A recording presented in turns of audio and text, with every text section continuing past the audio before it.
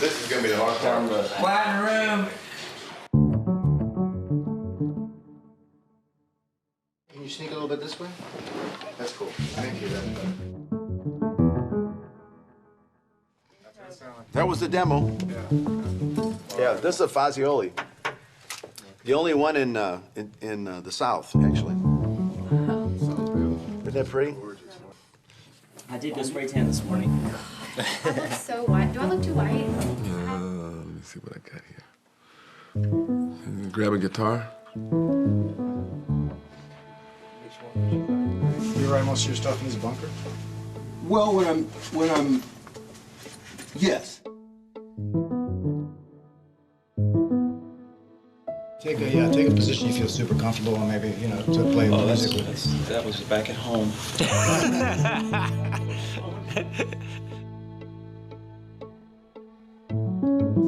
I called him at like noon.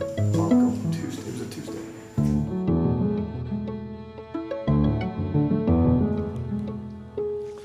Okay. Wrong song.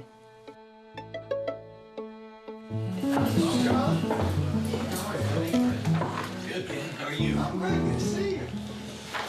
Hey, Like your case? make shit up. That's what I do. Good to see you. Good to see you, Jack.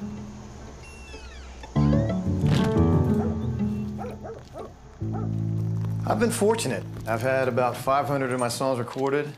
I've had 42 top 20 singles, and 25 of those songs ended up being number ones, which means nobody knows who the f I am.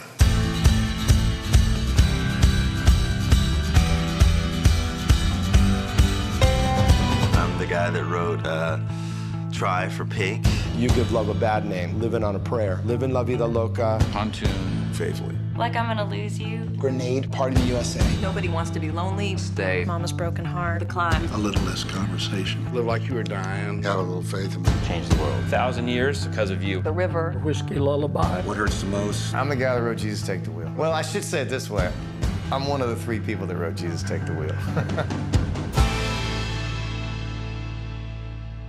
We're gonna talk first, we're gonna play first. What would you like to do? Let's talk first. Sure, good. Why is Nashville this, like, bastion of creativity? And when it comes to song, I mean, this is, right? This is it. Why Nashville? I've often thought a lot about why Nashville, why is this place? You know, most of the real reasons are mysterious as to why this place.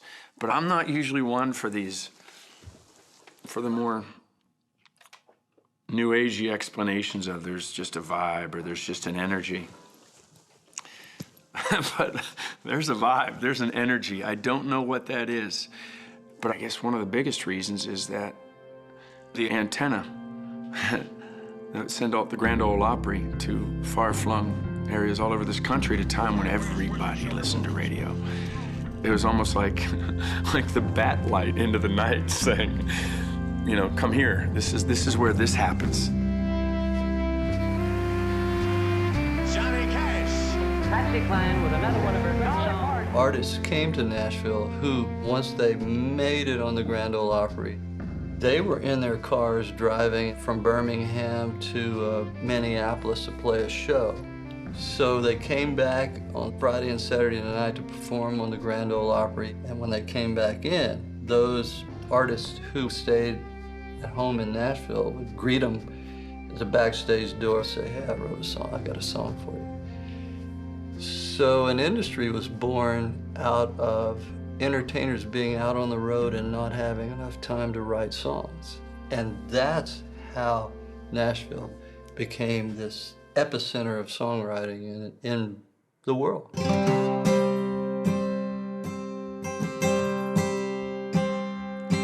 From the corners of the country, from the cities and the farms, with years and years of living tucked up underneath their arms, they walk away from everything just to see a dream come true.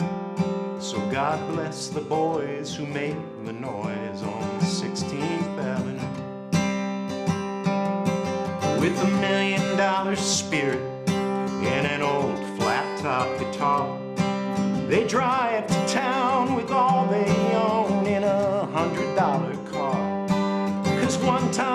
someone told them about a friend of a friend they knew who owns, you know, a studio on 16th Avenue. I just sort of fell in love with the idea that the entire country music industry took place on about 4 square blocks of this quiet little town. And most, except for the record companies, everything took place in a house that was converted into an office.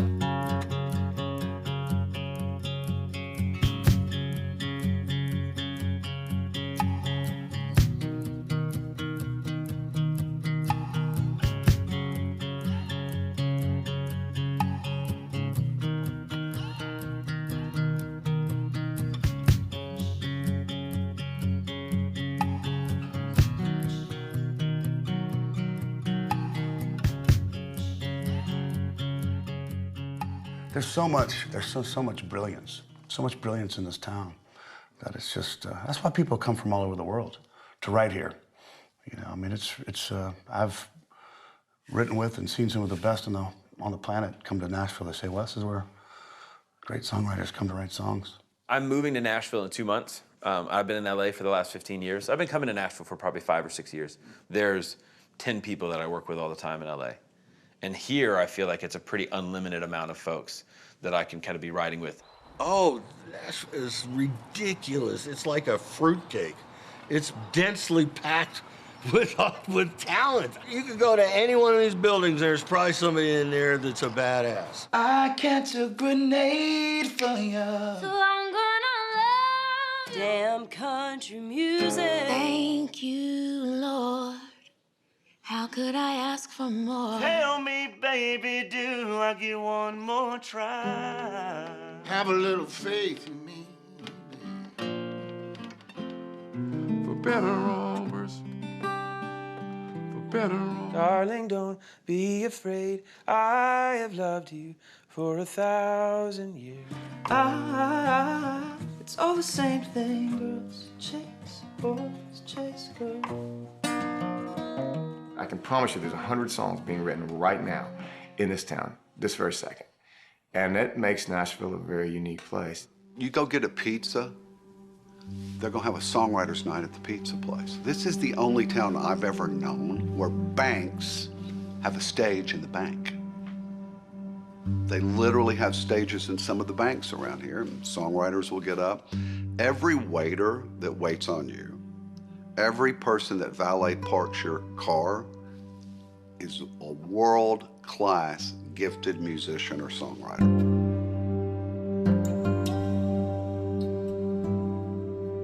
Kind of what I always tell people is for 6 months, don't worry about the business. Just worry about becoming a member of the music community and go see how competitive it is here. Go to every writer's night you can go to, shake the hands of every songwriter you would ever want to meet because they're going to be available to you. They're going to be nice to you because they were in your shoes. Move here. Start living here. Start being a citizen here. They take you in, man. I used to friend people on Facebook that I knew were in the music industry. And I would post demos or videos of me at writers' nights or whatever. And I would just hope that someone would stumble across it, and someone did. And I went in wanting to learn, but never asking for a record deal or never asking for a publishing deal. I was like, hey, my name's Kelsey, I'm from Knoxville. I'm 15, and I really want you to listen to what I do and tell me how I can be better, or tell me who I should be with to make me better. And people took the meetings because they didn't think that I was trying to get anything except for advice. Songwriting may be the only profession I've ever seen where every songwriter genuinely is trying to teach the person it's going to be their competition. That's something Nashville has that so few industries still have, that, where you can learn from the masters, where you can sit in a room and the gods of this field will tell you their stories and let you in. I went to my first Writers in the Round at the Bluebird Cafe. It was an epiphany. It was religion. It was, I'd never seen anything like it.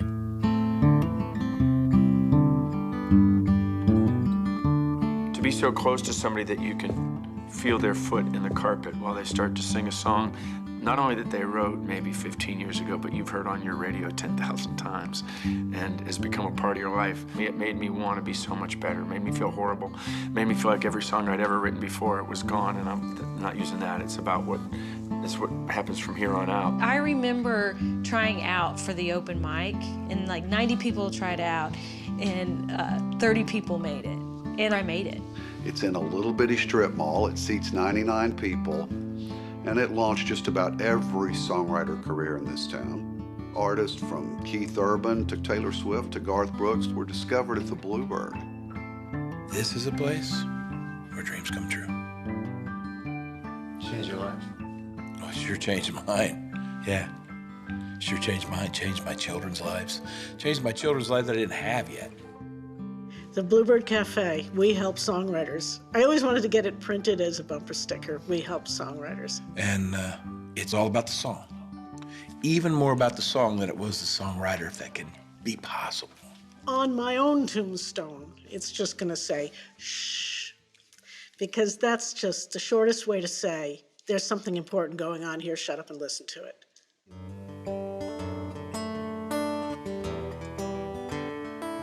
It was still turning colder when she made it to the shoulder and that car came to a stop.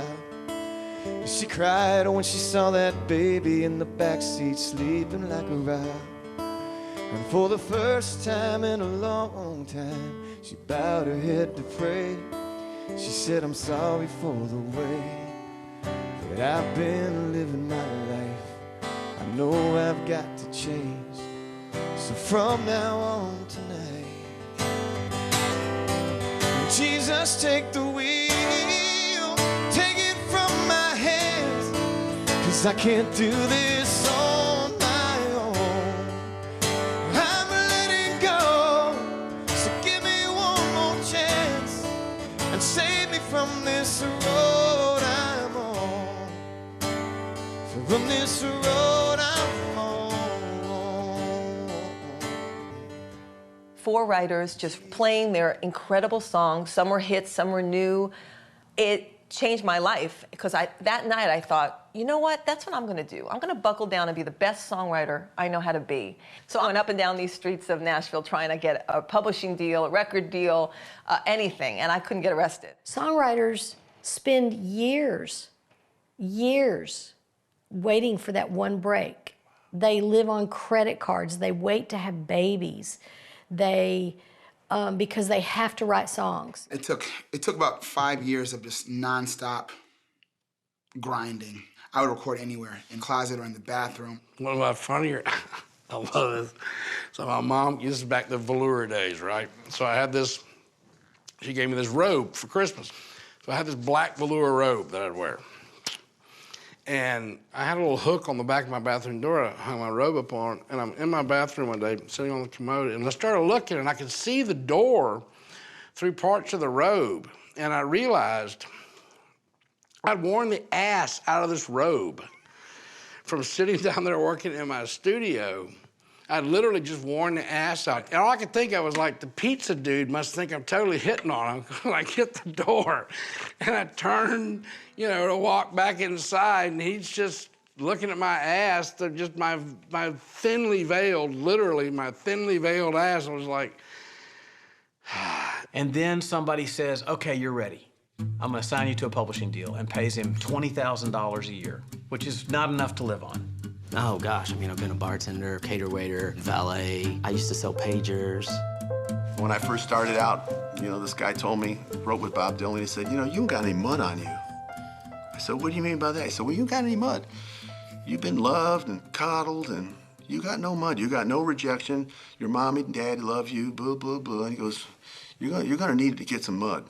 They call Nashville a 10-year town, but I dropped out of 9th grade and started touring when I was 14, and had 10 years before I came to Nashville of losing record deals, promoters stealing your money on tour.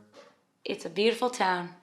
It can make all your dreams come true, but it also can be such a bitch of a town. It can be so hard.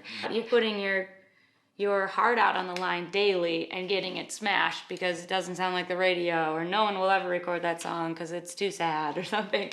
And so This Town Is Killing Me.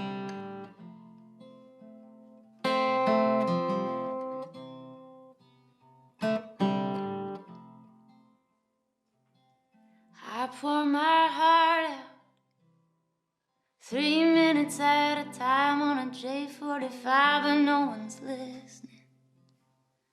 They're too busy drinking on the company tab. I scream my lungs out, confess my secrets, all my sins, but they don't give a damn. 'Cause if it don't sound like the radio, pass. Nashville, you win. Your steel guitars and broken hearts have done me in. I gave you my soul, 'cause I wanted it so bad, and now I just wanna go home. This town is killing me. This town is killing me.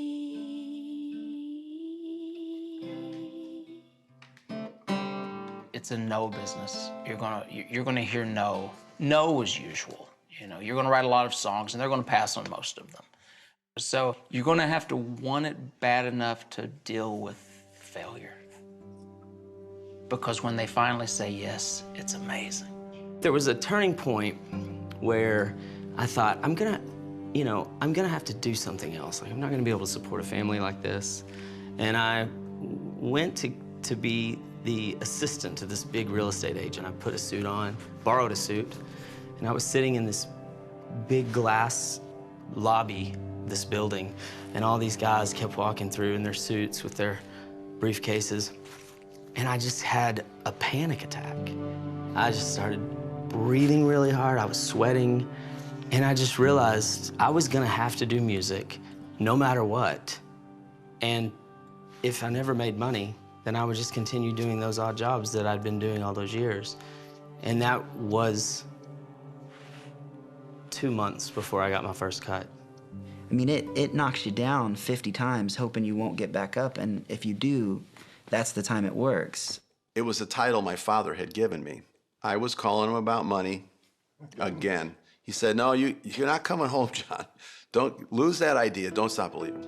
I mean it. Don't stop believing. And I scribble in this thing, and there it is.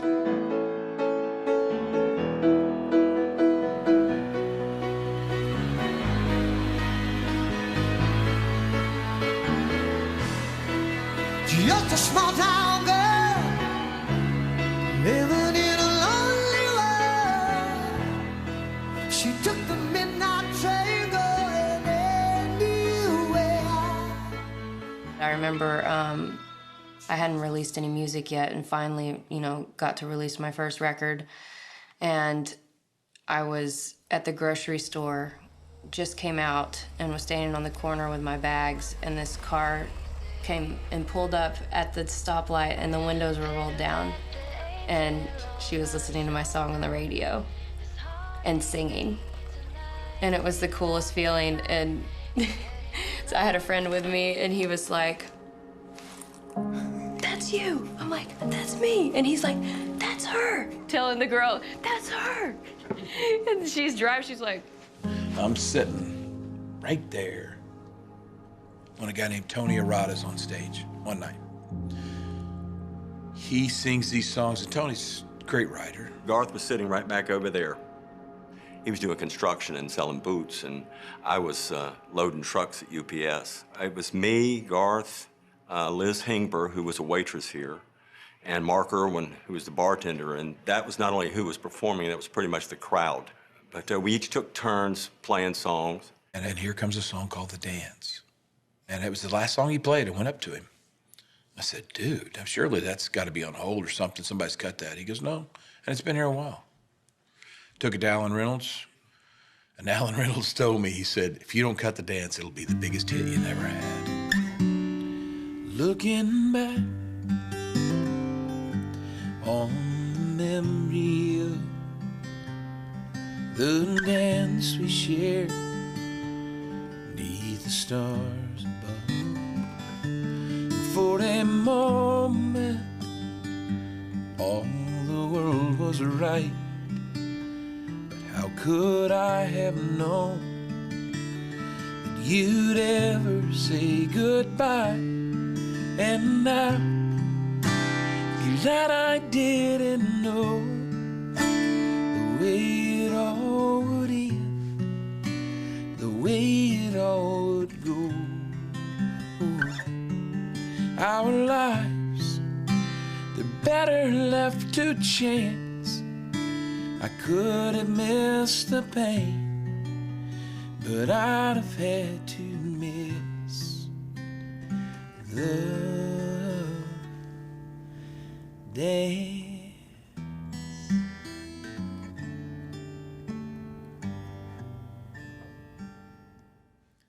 I wrote Stay with a guy named Justin Parker, and he and I were both super broke at the time, met at a coffee shop. I was almost too hungover to go. I was nearly gonna cancel, and showed up anyway, laid on the couch with like an orange juice and a sandwich, and he started playing these chords, and I said to him, like, well, man, I think I have something for that. It's not much of a life you're living. Oh, no. It's not just something you take, it's given.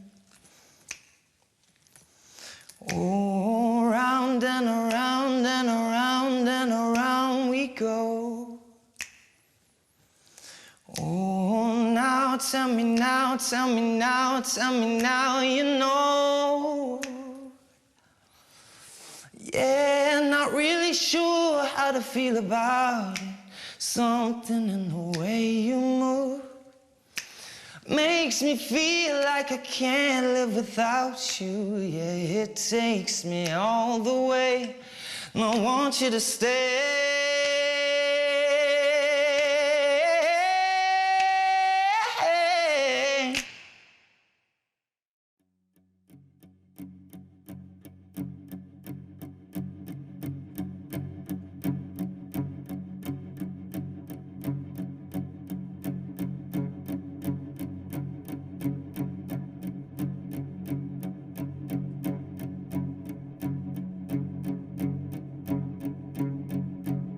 Songwriting is like what? Ry Cooder described it perfectly to me. He said it's like hopping in a little spaceship and taking the trip, you know. That's what songwriting feels like to me, because it's almost like, you know, I'm kind of steering, but not really. Writing a song is, it's like a drug. Writing a song is like? Writing a song is like flying. Writing a song is like? Writing a song is like getting beat up. Writing a song is like? Writing a song is like having your heart broken over and over and over. Writing a song is like? Writing a song is like your first memory of a birthday party. Songwriting is like therapy. It's like you are writing this great movie that's going on in your mind, and if you get it right, the rest of the world gets to see the movie in Technicolor. Songwriting is prayer. You know, you open yourself up to receive. And however you do that, whether you do that with a couple of joints and a shot of whiskey, or if you do that by literally getting on your knees and praying for inspiration, that's what prayer is opening yourself up to the possibility of something that doesn't exist. As a songwriter, it's like clairvoyance. You have your good days and you have your bad days, and you have your days that it's almost like you don't even remember feeling it come through your body and down on paper. So pretty amazing thing that we get to do. You like that? I like it. Oh, okay, yeah. A little instrumental section, and then you know, like. My favorite song is possibly my most successful to date, which would be Try for Pink. You know, people talk about you're tapping into something and there's something bigger than you kind of vibe, you know? That song was literally, I woke up with that chorus in my head. Like I've never had that. You know, 95% of what you can hear on the radio was literally like, oh, where there is desire, what is this? This is interesting. And I grabbed my phone and recorded it, worked on it for a second, and then I called my buddy Ben later on and said, hey, why don't you come on the Friday and we'll work on that Try song.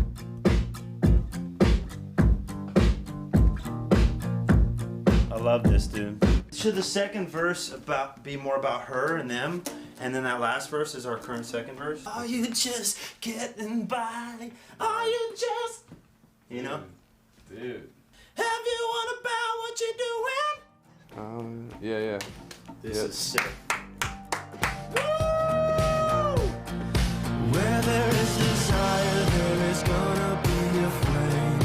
Where there is a flame, someone's bound to get burned. But just because it burns doesn't mean you're gonna die. You gotta get up and try. Gotta get up and try. Gotta get up and try.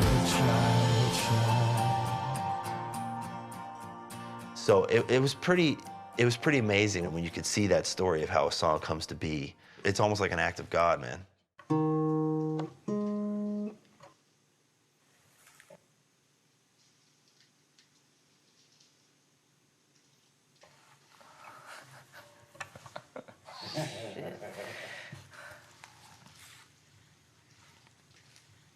Stranger you met on a plane, wrong number.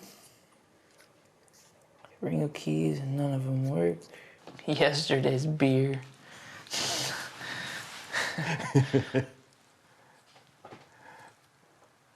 Oh man. So I was supposed to make a song out of it. Yeah.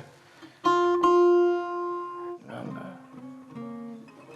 A ring of keys and none of them work. Wrong number.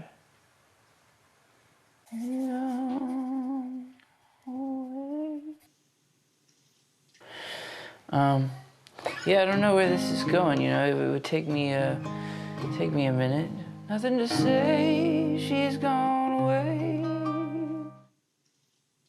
It just seems like I was trying to paint a picture of a missed connection, basically. Not in the Craigslist way, but, or maybe in the Craigslist way.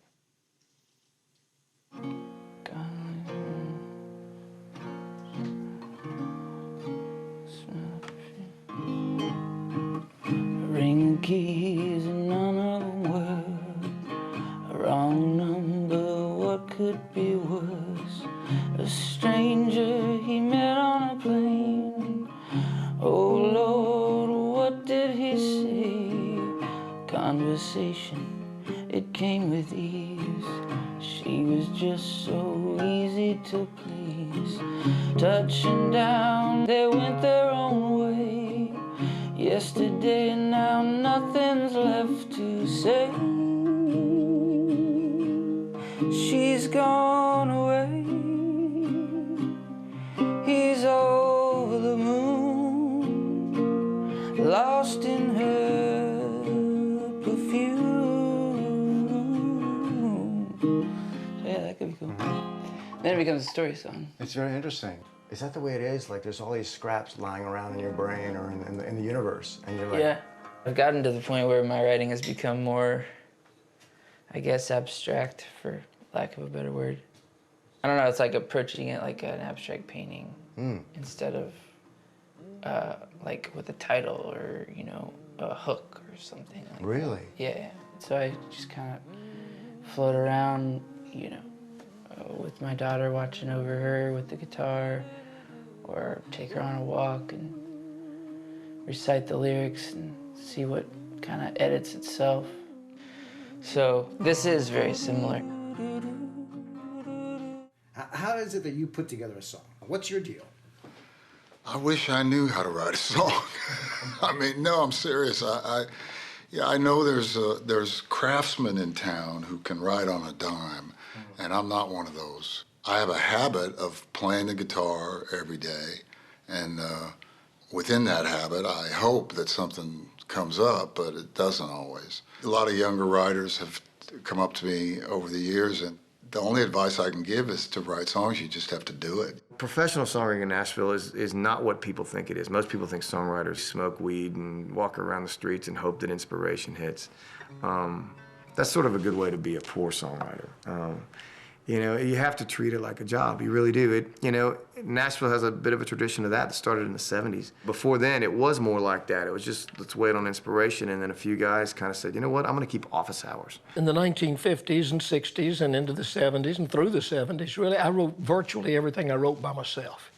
I thought you had to go lock yourself in a dark room somewhere, pull down the shades at midnight and sit there till 3 or 4 in the morning and see how miserable you could get and write a sad country song. Then I discovered a thing called co-writing. You go in, you write either with a friend that you know well or someone you've never met, and your job is to let your guard down and just be honest with them. I think it's interesting that songwriting is one of the only mediums where you shape things together. Like, nobody starts a painting and then hands it to someone else to finish.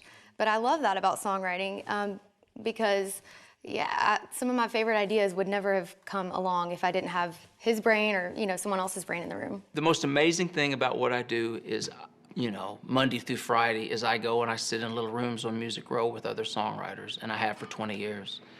And we all do life together. I'm like in a bit of a weird mood. I'm like super pumped to be here. I had a big fight with Raleigh, of course. I feel like it always goes like before. So I'm like juggling that in my brain. Pain and beauty. And all of it is like, I was just an asshole this morning is basically what it comes down to. That's the truth. And so like trying to deal with that. That's what we do all morning. You know, we're drinking coffee, we're talking about what happened last weekend or last night, and then you start talking about song ideas.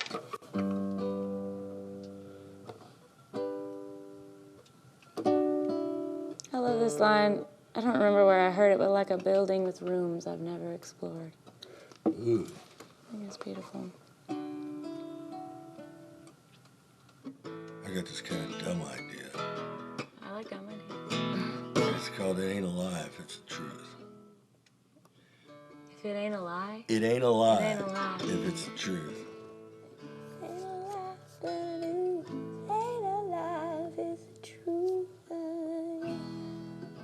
It's just this ping pong process of song idea, song idea, song idea. And then all of a sudden someone says something that rings a bell.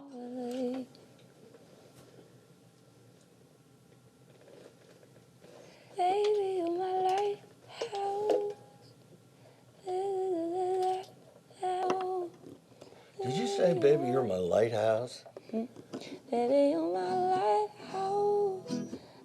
I love something like that. I don't know what it is. At the end of the day, we're all making it up. It's just, it is truly a mess, and it isn't as scientific as you think, and it's like, no, it's not right, no, it's not right, I don't know, more of a milkshake sound. And then suddenly you've got something that's great, you know. Oh, I like that. When I'm lost on a rolling sea. Oh, I'd love to like, so that's kind of like a little bit more like abstract. I'd love to bring it into like some real like, you're my lighthouse, shining like a sun, silver sun. Baby, you're the only one. I love that. And you feel the way I don't know. I like that. I love that. Now, we need a hit chorus, and we need 2 verses. It needs to be simple, but it needs to be profound, you know? We need to be brief, you know? But when you start getting into those things, this is a different part of your brain from the part of the heart that made you think of the idea in the first place. But when you lay down next to me, I can see everything clearly. Baby, you know, because we've only been singing the back half, and I think that makes it enough. And it's like any trouble rolls away. Any trouble rolls away. You know? Yes, yes. Do I know if you're going to like the song? I have no idea. You may not even understand what we're talking about, and I've completely missed the point altogether. But if I can get done and I can look at it and say, I believe this is a hit idea, and I think we wrote it as well as we possibly could have, then I think the song is finished. Okay, I'm gonna play it from the top. I got yesterday's problems rattling in my head, and it's so damn loud that I don't even wanna get out of bed. But when you lay down next to me, I can see everything clearly. Baby, you're my lighthouse, shining like a silver sun. Baby, you're the only one with the power I need. Baby, you're my lighthouse. Anytime I see your face, anytime it blows away, oh, it just rolls out to the sea. Yeah. Anybody who's made a career as a writer will tell you, really, in some ways, it's not even the end product. It's the process that's most important. The best writing rooms to me are when there's 3 people in the room, and those 3 people form pretty specific functions. Nowadays, you might have a track guy, and then you've got another lyric guy, you got an idea guy. I need a melody guy. I'm decent at it, but I'd rather have somebody that's great at it. If it's one of the best ideas I've had all year, one thing I do not want to do is write it by myself, because it's not going to be a hit. Most everybody in Nashville does not know how to do the whole thing. The track guy's amazing. The track girl, whoever it is, it's amazing. What they do, I can't do that, but it sounds badass. When you walk in that room and they got something going, it's something going.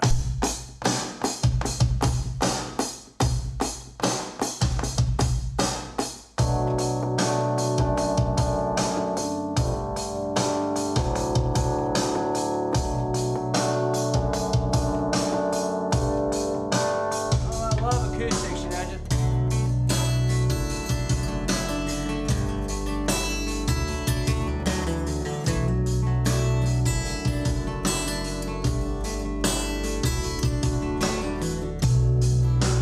Most of the time I hear phrasing first before actual lyric, but you know.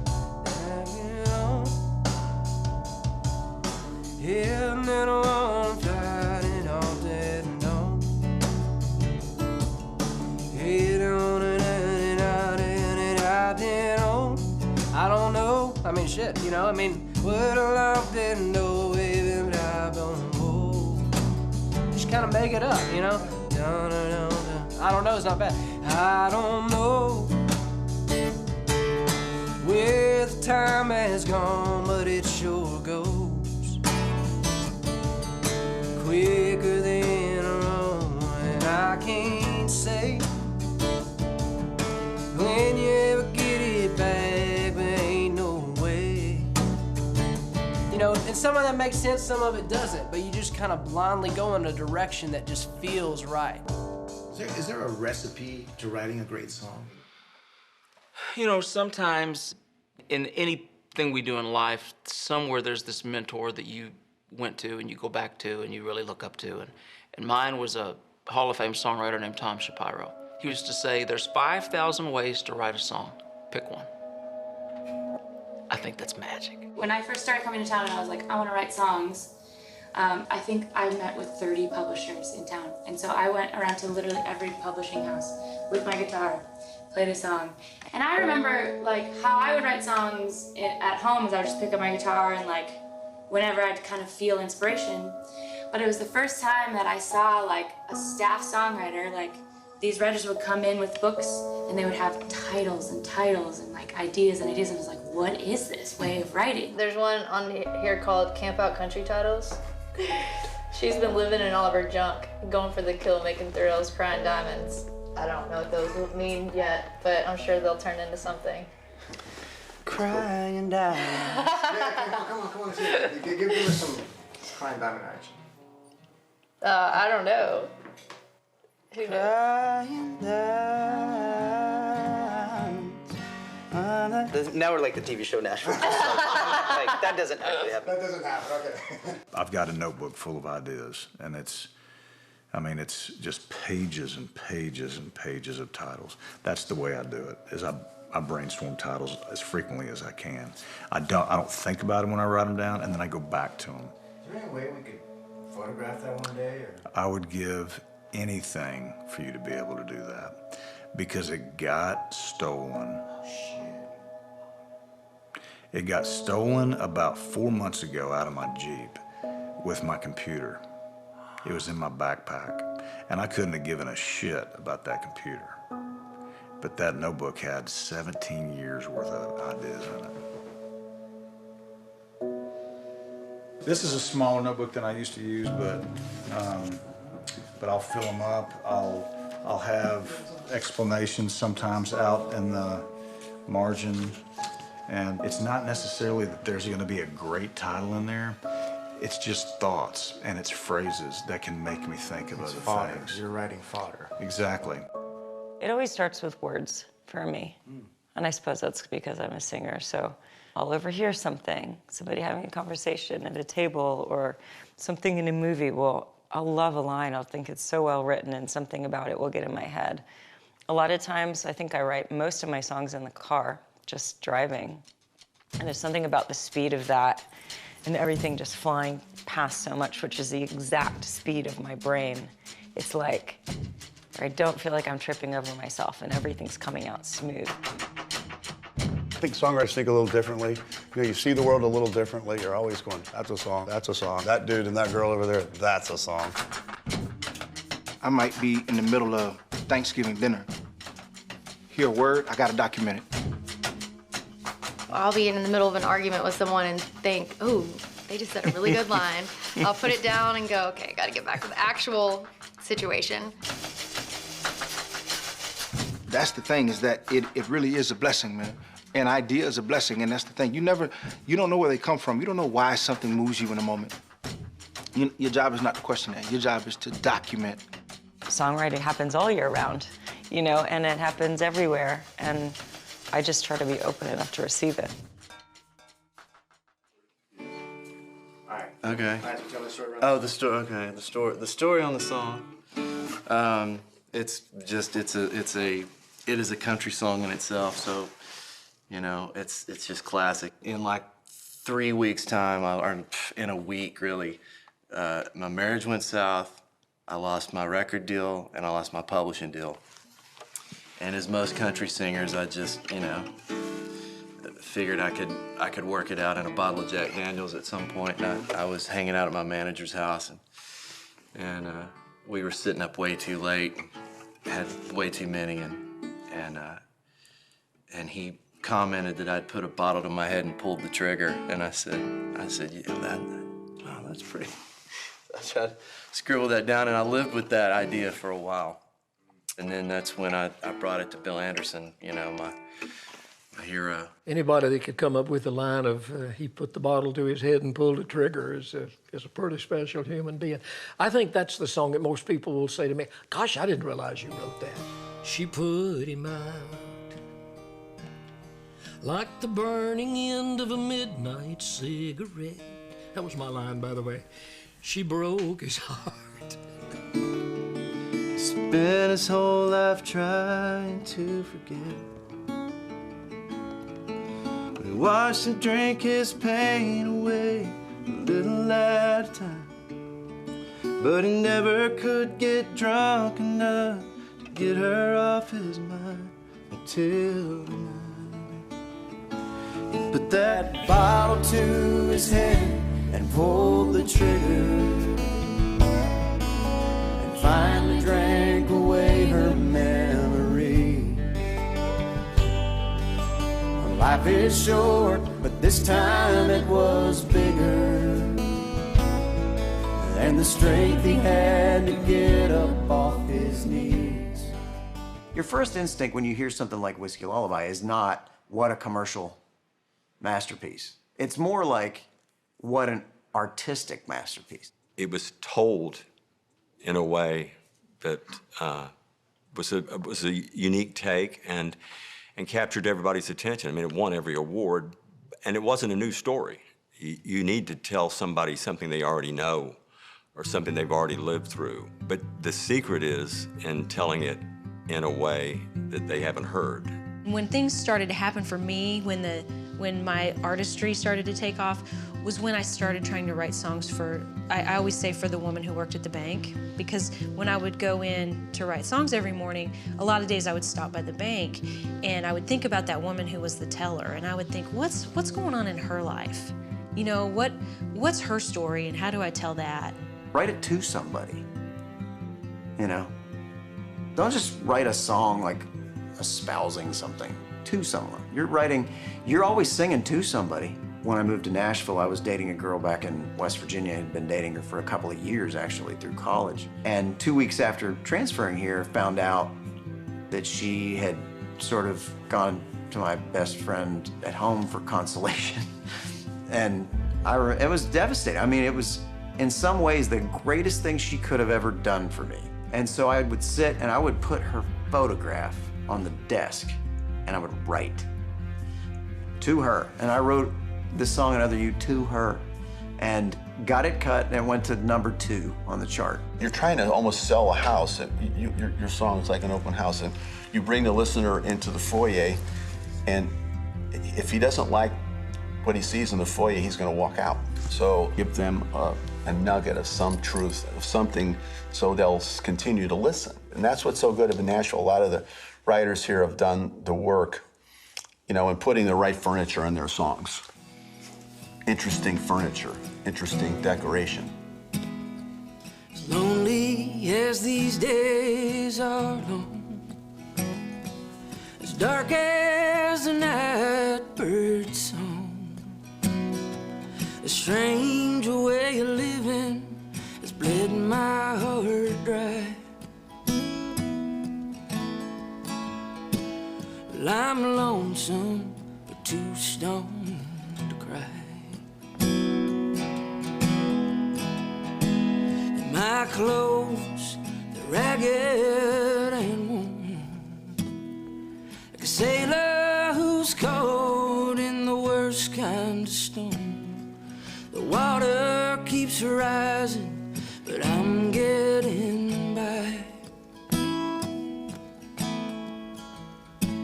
I keep walking, but too stoned to fly. At the end of the day, everybody wants a great lyric, a real lyric, a raw lyric, and that's what Nashville brings, I think, to LA and to New York, is we learned from these guys that are twisting hooks, they're painting pictures, I mean, the Nashville songwriting poets like Chris Christopherson taught us how to write. Take the ribbon from your hair, shake it loose and let it fall. Chris had made such an impact. He was the first writer to really introduce the bedroom to country music. Take the ribbon from your hair, shake it loose, let it fall, lay it soft against my skin like the shadows on the wall. Very poetic stuff, but it was very seductive and it was smart. The great artists like Chris Christopherson, or Guy Clark, or Townes Van Zandt, or John Prine, those are the teachers. Guy Clark and I would be writing these songs, and it was kind of like being able to hang out and paint with Picasso, you know, for 20-something years. Where melody and poetry meet is where I want to be. That's what I learned from a great artist like Guy Clark. And I go over his house and he said, hey man, if you write a good song, a really good song, people are going to hear it. End of story.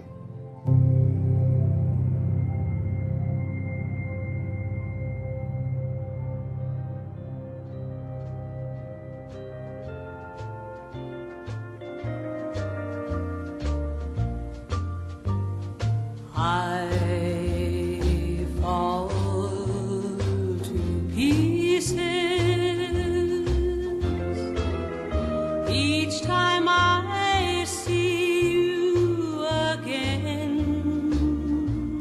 obsessed with Patsy Cline, and one of my first memories of songwriting was when it would say written by Harlan Howard. I was like, well, who is Harlan Howard?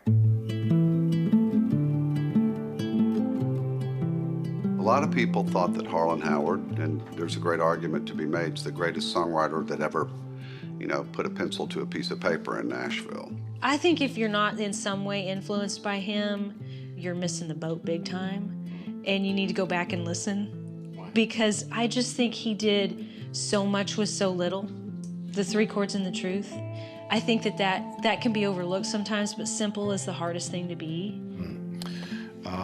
I admire the kind of songwriter that can. That's what you know, John Lennon was going for. I think more and more was the simplicity, the elegant simplicity of just 2 or 3 words, 2 or 3 chords. I think that's amazing. It's economy. That's what I try to do every day, is boil down a topic. You know, what's the essence of what we're trying to say? He stopped loving her today. You know, so simple, but it says so much, you know, and the feeling is not simple. It's complex and it's timeless. The song may not be your cup of tea, but you will walk out of there going, that was the truth. And that can't be denied. Songwriting for me has to be truth. It has to be true. It has to have something that rings true for me. If it doesn't have that, you know it, especially when you get in front of an audience and attempt to sing that song, because the audience can tell when you're lying. Harlan's onto something. You don't really need anything more than 3 chords and the truth. Truth being underlined.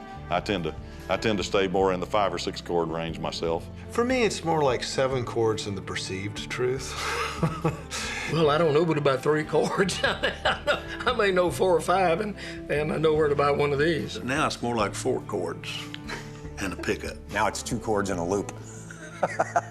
But I think if your truth is your truth, the important thing is that you're wearing it on your sleeve and really willing to put it out there for people to hear and disagree with or agree with.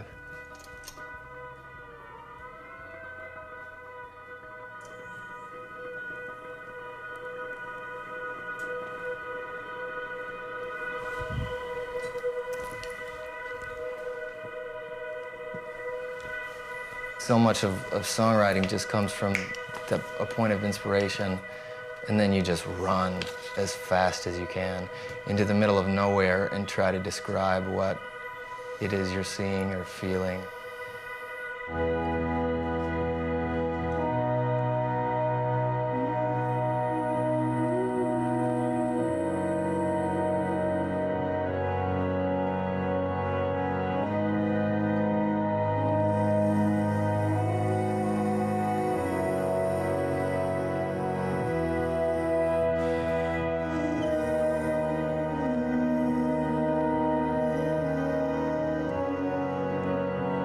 I had an experience writing a song with one of my favorite co-writers.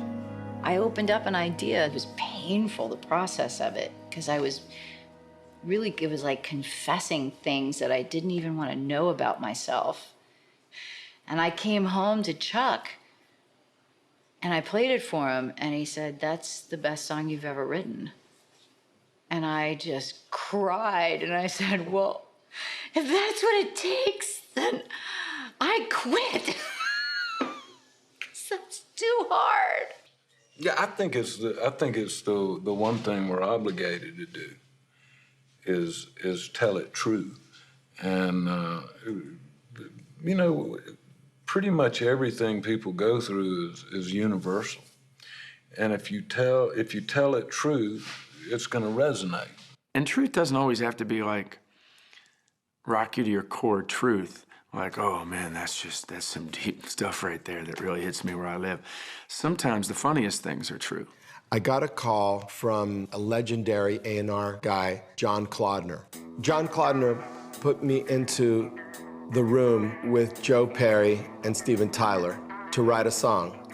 The day I got there, they had gone to a bar, and it was this kind of very swanky bar, and at the very end was this gorgeous blonde, and from behind just curvy and teased up hair. And so they were all drawing straws trying to figure out who was gonna go up to her. And so suddenly the blonde turns around and it's Vince Neil. of Motley Crue. And so that's when they all went, oh my God, that dude looks like a lady.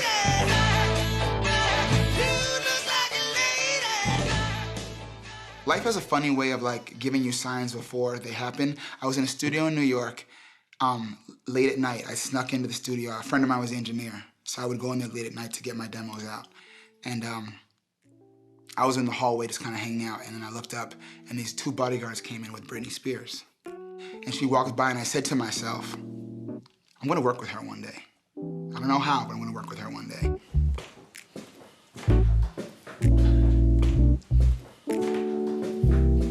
We have a few more, we kind of like to leave the biggies for the last. So we got Britney up here, Celine up here, Bruno, Neo, Cher and Christina Aguilera, Whitney Houston, and Michael Jackson. Yeah, so this is like royalty lane right here, whatever you want to call it. So I think I had to convince myself I was a songwriter before anyone else said you're a songwriter. When did you go, wow, I've arrived? When Elvis cuts one of your songs. I mean, in my instance, that was it. I mean, there was no getting around it. I mean, he was the man. And I had some of the first songs I wrote, I wrote with him in mind. You know, I saw him on the back of a flatbed truck at the Hub Motor Company parking lot. You know, all the girls went crazy, and I thought to myself, boy, if I can't do that, I'm gonna get a song to him, if nothing else. As the snow flies on a cold and gray Chicago morning, a poor little baby child is born in the ghetto. And his mama cries, 'cause if there's one thing she don't need, it's another little hungry mouth to feed in the ghetto. For me, I like to have an artist in mind when I write a song, because I try to kind of put my voice into that artist's voice. And that artist could be a male or female. Pink, she's a massive artist. Her recording your song is this, you know, it affected us greatly. And she said something, she said, L.A. Reid always told me, smart artists will cut a song even if they didn't write it. And it was like, wow. And we get these pitch sheets. The publishing companies get these sheets from the record company. And it'll give everybody on their label that's looking for songs to record. So you go down and you kind of see, and that helps you go, hey man, I've got a song I just wrote last week that's perfect for what they're looking for, and then you send it over and see if they hear it and it ends up on the record. And interestingly enough, sometimes you write a song that you were writing for that, it didn't work for them, but a year later it ends up on someone else's record. Our biggest song that we had together was Change the World. It got pitched out of Polygram Music Publishing Company, and Don Potter took it from there for Winona Judd's next project. We were told that it was going to be a single for her and all this stuff. And then we watched them put out 1, then 2, then 3 singles from that record, and none of them were this song. And so we were sort of like, wow. About the time we were digesting the fact that we were not going to have a song out as a single with her, Clapton puts it out in the soundtrack, The Summer of '96, in the movie Phenomenon.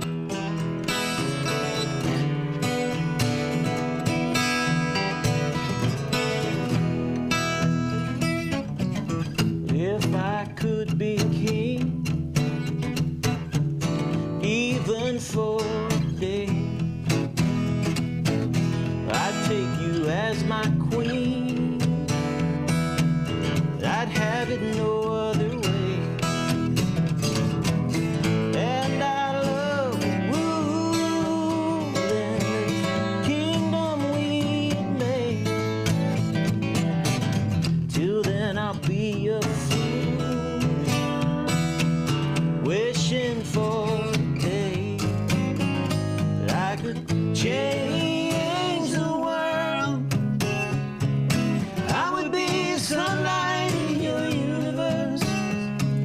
You would think my love was really something good, baby, if I could change the world. Baby, if I could change.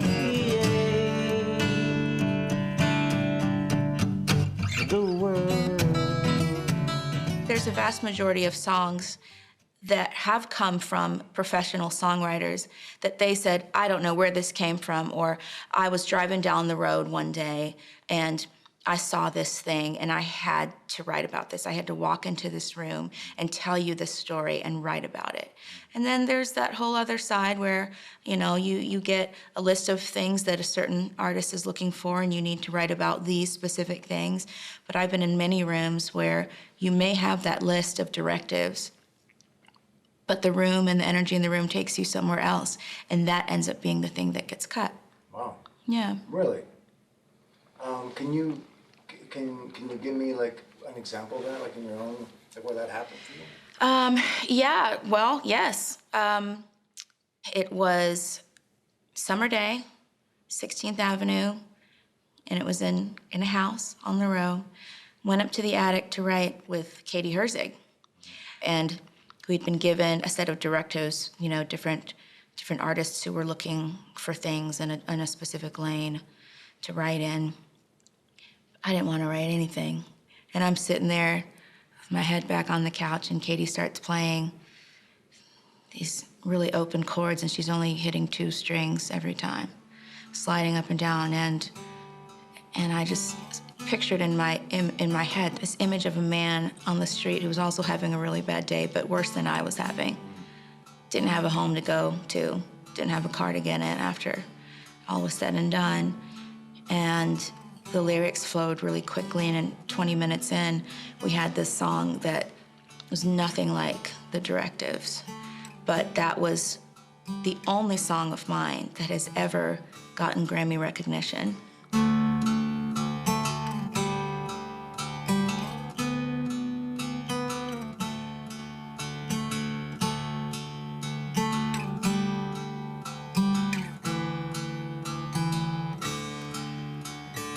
When I was born, my daddy said I was broken, the beginning of the end of a life I hadn't chosen.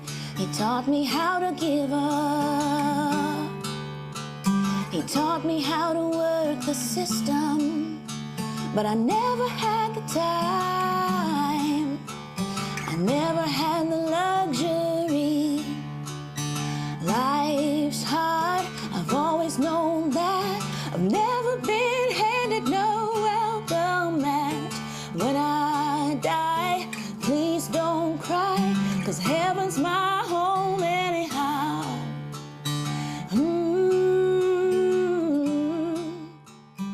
Anytime I do a song and it feels magical, it may not always get to the place that I think it should get to, but those ones always find a home. One of my good friends was Bob Beckham, and he ran Combine Music. And Bob called me, he said, I got this new writer kid in town named Chris Christopherson, and he's written 3 songs. You come listen, I want you to record, pick any one you want. So I said, okay. So I went over and he played me, helped me make it through the night, Sunday morning coming down, and I think for the good times. And I said, well, I sure love that Sunday morning coming down, I'll cut that. I put out Sunday morning coming down, sold 12.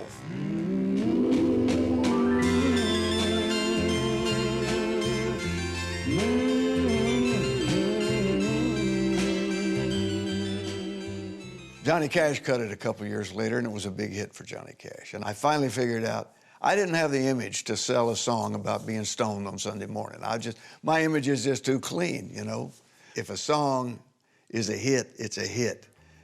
I just wasn't the right one to sell it. Well, I woke up Sunday morning with no way to hold my head that didn't hurt. And the beer I had for breakfast wasn't bad, so I had one more for dessert. You know, when a song is Song of the Year or just a massive hit, impacting hit, there's a reason for that. Something speaks to people. Like What Hurts the Most, you know, a real song, again, that was about my father and the time that he had left in his life when he had sent me out to go do your music, man. And I didn't get to see him for near the end, till the very end. And, you know, all that time, I was like, man, I could have been here. I could have been here. And he wanted me out there. You know, he knew, you know, I didn't know, but he knew. And so that's what that song was about. And then it ends up being this massive love song that strikes a chord throughout the world. And then, you know, then I lost my son 10 years ago, and that song became a whole new song for me. I can take the rain on the roof of this empty house. That don't bother me. I can take a few tears now and then and just let them out. I'm not afraid to cry every once in a while, even though going on with you gone still upsets me. There are days every now and again I pretend I'm okay, but that's not what gets me. What hurts the most is being so close and having so much to say, and watching you walk away and never knowing what could have been, and not seeing that love in you is what I was trying to do. You just never know when you sit down and put some words on paper and give it a melody. You don't know where the thing is going to fly off to and who it's going to touch. I had a man tell me that he was in his car driving out in the swamps of Louisiana, listening to the radio. He said, I was going to commit suicide. And he said, your song came on the air about Five Little Fingers, about your daughter. And he said, I realized that I really had more to live for than I thought I did. I pulled over to the side of the road. I listened to your song. I turned the car around and I went home. That's when being a songwriter is special. I mean, it's just one of those weird things where you never know in my world what day is gonna be a day that's gonna change your life or change other people's lives, you know. I show up at this building pretty much every day and I sit in a room this big. And that particular day, I remember not even really wanting to go to work, which is unlike me, but I thought, you know, Connie Harrington, I saw her on my calendar and I thought, you know, worst case scenario, we'll go have lunch, it'll be fine. So Connie had just pieces of paper and Post-it notes, and she's always shuffling through all these ideas. She came to this one and she started to cry. And I was like, what's that? I was driving home and I listened to talk radio, NPR radio, regularly. And then this man comes on. He was trying to petition to get the right to put flags on the graves of not just his son's grave, whom he lost in Afghanistan, but all the soldiers in that particular cemetery. And they asked him how did he cope with losing his son. And he said, I drive his truck. And he said, it burns, you know, gas like crazy. We drive it anyway, you know, because he felt closest to him. She literally was crying so hard that she could not even tell me the title. She would get the story started and then break down. And I'm driving, you know, and I keep little yellow Post-it notes, and I'm writing down the details of this truck and sticking them on my dash, trying not to wreck. And so I thought that deserves to be written about. I mean, we literally just cried our way through about 4 hours of just imagery, writing words on a page. I felt so strong that I had to treat this idea with kid gloves because I knew that there hadn't been a lot of songs written about grief. But we both agreed at the end of the day, it would be good to get a guy's perspective on it, you know. So we debated who that should be and arrived at Jimmy Erie. There's, you know, 8 male songwriters just in this building we could have called. And if we had called any of the other ones, it wouldn't be I Drive Your Truck that we have today. And so we booked another writing appointment and he came in and me and him got the guitars out. He had kind of a melody going and it was perfect. When I write, when I get so far and I realize today's going well enough, this is gonna be a real song, I will type in the date and I will type in the title. And when I did that, I just stopped, burst into tears, and they were like, "What's wrong?" I'm like, "We wrote that song on June 21st. When I zoomed in on the picture of Jared C. Monte's grave, he was killed June 21st. The second she said it, I got a chill up my body because I knew this is important. We've got to get this in the right hands and the right artist. And Lee Brice took it all the way to #1, which was unbelievable. All along, though, we're fantasizing, thinking, has that dad heard it? This guy that said it on the interview, is it possible that he's a country music fan, that he would hear this song?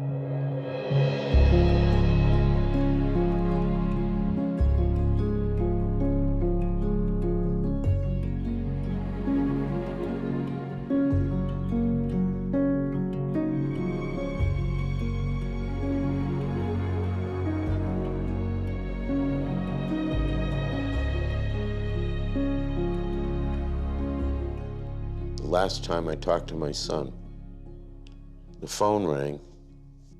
"Hi, Pop, how you doing? Happy Father's Day." And he was on a satellite phone in Afghanistan talking to me. And we talked for a while, and then he said, "Pop, I gotta go. We're going on a mission." That was on June 18th, 2006. And he left for the mission, and 3 days later, I had men walking up my driveway to tell me he had been killed.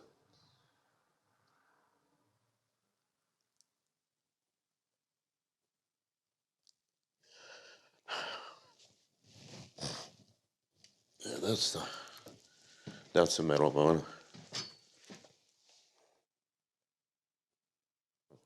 How did it make you feel when you heard that song for the first time? Sad, tearful. It was very difficult to listen to. I mean, I think I only got part way through the song. I had to shut it off.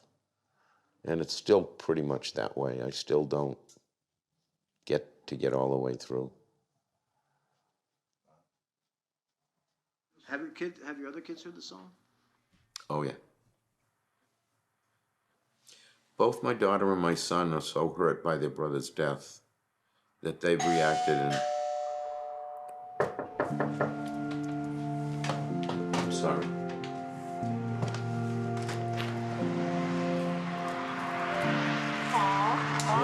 Connie. Go ahead, Evelyn. Merry Christmas.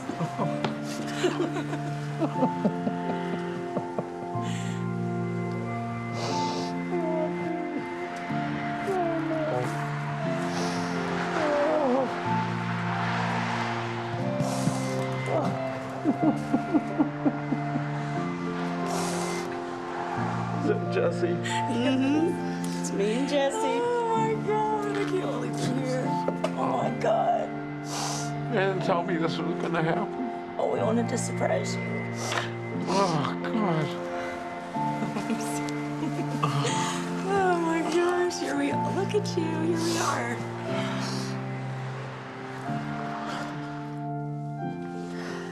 Look at the mud still on the bottom of the boots. Wow. That is unreal.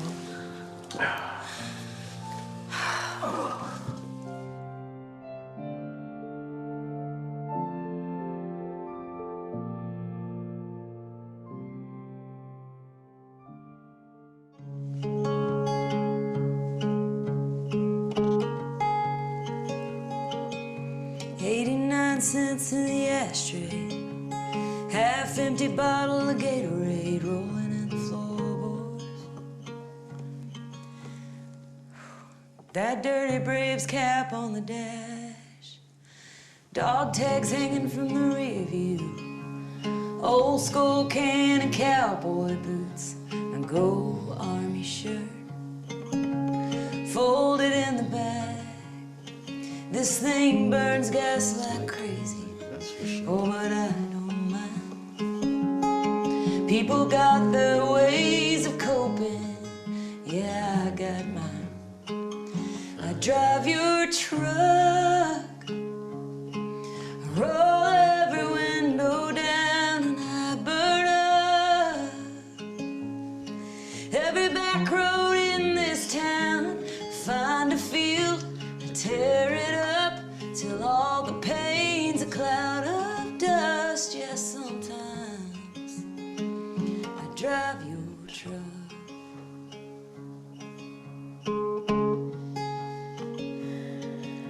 I leave that radio playing, the same old country station where you left it. Yeah, man, I crank it up. You probably punch my arm right now if you could see this tear rolling down my face. Well, man, I'm trying to be tough. Yeah, Mama asked me this morning if I'd been by your grave, but that flag and stone ain't where I feel you anyway. I drive your truck, I roll every window down and I burn up every back road in this town. I find a field, I tear it up till all the pain's a cloud of dust. Yeah, sometimes I drive your truck.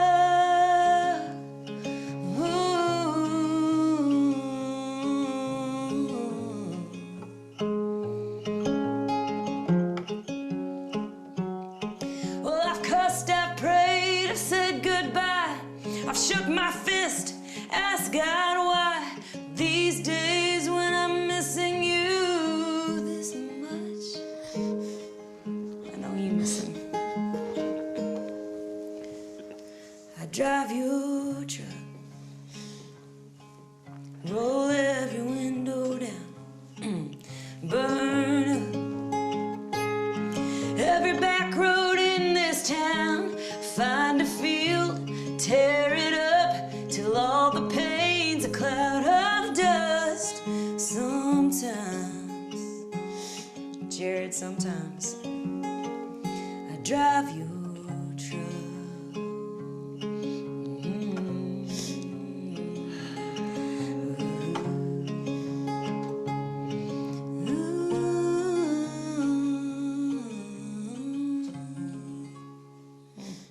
Thank you. Now a blessing.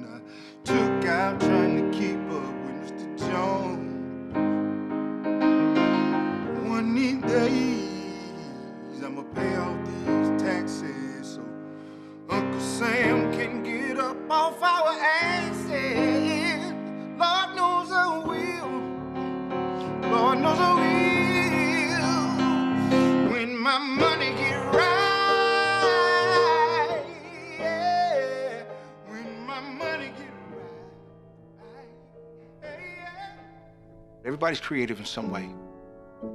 Some people cook, some people paint, some people dance. That's the connecting piece. We all have that. We all have that. We don't all acknowledge it, but we all have it. And that's what songwriting is. It's being able to see art in life, but interpret that in words. For some people, it'll be with brushes. For us, it's words and music. At the end of the day, we're all the same guy. We're staring at an empty page. and we're sitting with a guitar and we're just trying to mean something that means something to somebody else. We're more connected than we all think. And in this world right now, I think people are longing to feel like we're all connected, you know? So, I mean, I think songwriting is more important than it's ever been. You know, music's one of the only things that I know of in the world that can turn bad into good. Whatever is the worst thing that ever happened to you can become a song that'll make your life better and a song that'll improve the life of anybody that hears it, who has a shared common experience, or even a sad song can be good for all kinds of people. There's not many things that turn bad into good, and I get to be connected to one of them. Classic songwriters, their songs will be around a lot longer than you or I. And it's because they're good. You know, it's that simple. If you listen to top 40 music today, how many of those songs are going to be around in 50 years from now? And I think the answer is probably very few. And I feel like I listen to the best songs that come out of Nashville are the songs that I think we'll be singing 100 years from now. This is a songwriting town, period. Everything else is in the next paragraph. These people are geniuses. And so I'm proud to be from Nashville because there are more kinds of music here, more people doing it on a real high professional level than anywhere in the world. There are times when I could probably make a little bit more money doing something else, but I just wouldn't be happy doing something else. And I don't know how to do anything else. I don't think you write with this false hope that you're going to make it big, you're going to make it rich. I think you write because that's what you do, that's what you are. This is better than a royalty check, right? This moment right here is bigger, better in the grand scheme of things. This means more than that because it's a memory. We made a memory. Instead of money, we made memory. A song has the power to soothe your soul. It has the power to speak the words that you don't know how to speak. It has the power to give you hope that you didn't have. And I'm ever amazed. There's, what, 12 notes, 26 letters. And I'm ever amazed because it never fails that I'll turn on the radio and go, you know, I mean, it's like that idea is so good and so obvious and done so well. I mean, you would think we'd run out of things like that, but not in this town. People say, like, was it any harder than it was 20 years ago in Nashville? Like, yeah, look, I just tell you, it's always been impossible. It's always never gonna happen. It's always nothing but catch-22. It's always just screwed up and it's never gonna happen. And every week, there are #1 parties for kids, first #1 parties for kids. Go to a bar and with your friends and drink a beer with no music going. You know, just think of all the things that very rarely you do that you don't hear music. And everybody forgets that it started with a songwriter. It started with somebody that got up and went in a room and had the nerve to put their journal to music. It's just crazy that it's an industry where you go to work having no idea what you're gonna actually produce, and you're gonna take an idea that's floating around in your head and put it on paper and make it, you know, actually concrete, which turns into, hopefully, a song, which turns into a demo, which turns into maybe, hopefully, a record cut, which then people all over the world hear. It's like, what? How is that even a job? To go from, there's a song I wrote that my publisher walked into the room and said, that's a hit. Then 5 months later, Rihanna wants to cut it. Then, I think 6 months later, the first time it's being performed is at the Grammys, and I'm on stage with her. There is a kind of a funny little story that goes around amongst songwriters that the greatest 3 songs ever written in the history of songwriting are Amazing Grace, Bridge Over Troubled Water, and whatever I just finished writing. One of my favorite quotes is by Quincy Jones, and he said, you need 3 things to make a great record. 3 things. The song, and the song. The reason I do this is that I'm chasing a feeling. I'm chasing the chills. It's the best drug, you know, besides love. It's the best drug I can think of. The beauty of my job is that I have no idea. I've been doing it for 22 years. I had 21 #1 songs, and I have no idea what makes a great song. They come from poets and balladeers, age-old stories passed down through the years, from a little baby's laughter, from lovers' tears, and sometimes God just whispers in your ear.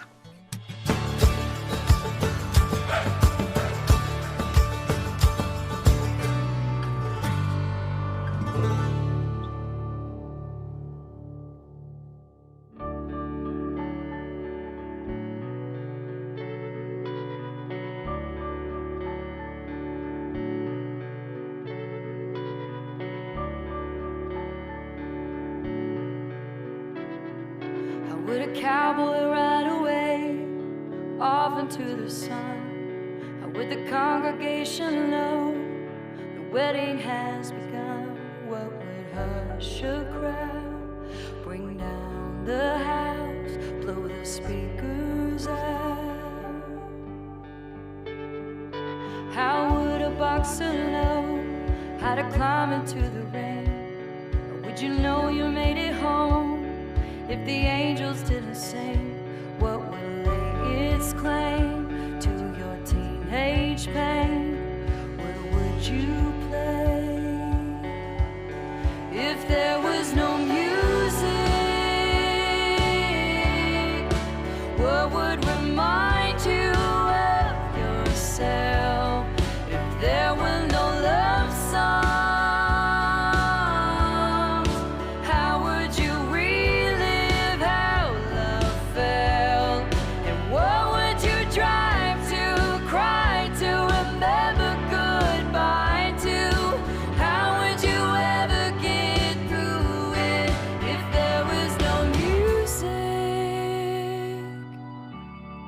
What would remind you of your